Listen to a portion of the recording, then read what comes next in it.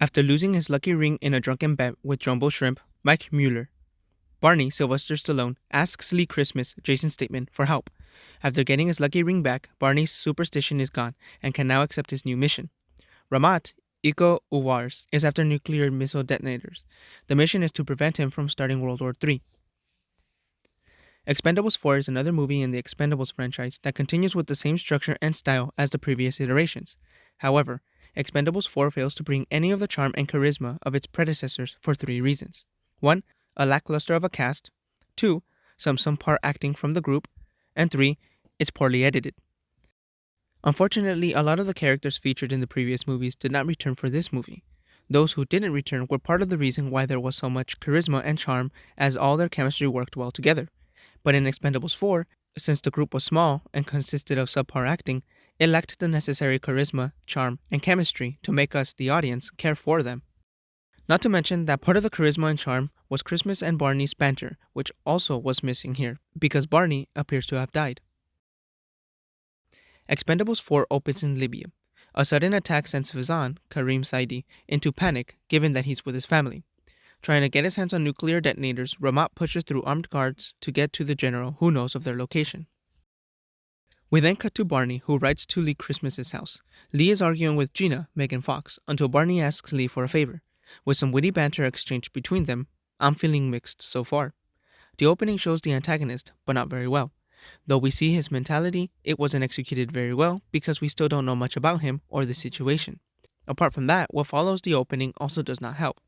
Gina's character is introduced with her arguing with Lee that I get irritated and do not care for this character, which turns out I have to care since she's an expendable, who would go on the mission later on. So both our introductions aren't very well executed. Barney asks Lee to get his ring back because of superstition and a bad back. He lost a drunken bet to Jumbo Shrimp and wants his ring back. The dialogue between them is similar to previous movies, and as much as I enjoyed it, so far the movie hasn't been all too great.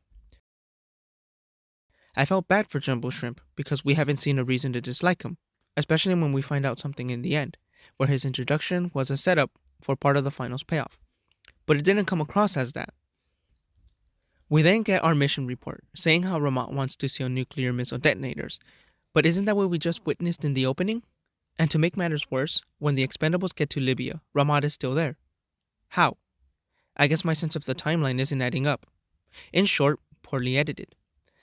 And when I talk about editing, I'm not referring to VFX editing.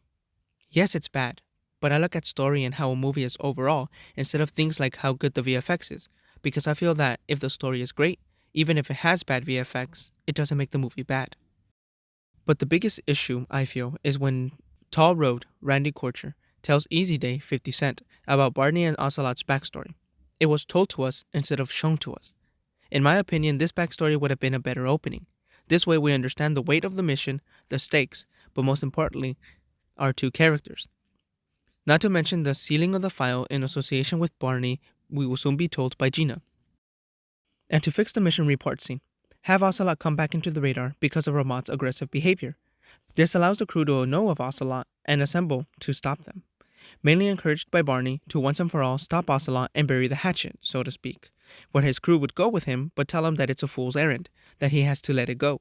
But we understand why he can't let go because we would have seen it in the opening. The Expendables go to Libya to try and prevent Rahmat from getting his hands on the detonator, but when Barney's plane gets hit, Christmas tries to save him instead of stopping Rahmat. As a result, Barney seemingly dies and Christmas gets kicked out from the mission, being replaced with Gina.